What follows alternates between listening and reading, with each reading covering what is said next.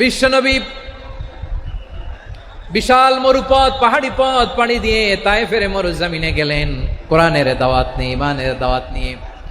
কিন্তু তায়েফের লোকেরা বিশ্বনবীর দাওয়াতকে শুধু প্রত্যাখ্যান করেই থামে নাই, তারা বিশ্বনবীর সাথে অত্যন্ত খারাপ আচরণ করেছে।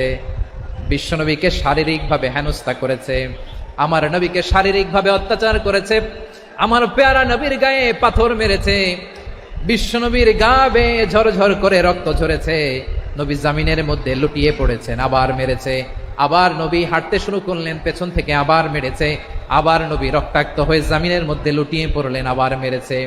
বিশ্বনবীর মতো এত সুশ্রী মানব, বিশ্বনবীর মতো এত শুভ্র মানব, বিশ্বনবীর মতো এমন চমৎকার দেহাবয়ব দিয়ে রব্বুল আলামিন কাউকে বানান নাই। এরকম চমৎকার মানুষটাকে তারা তায়েফের ওই জমিনে রক্তাক্ত করেছে।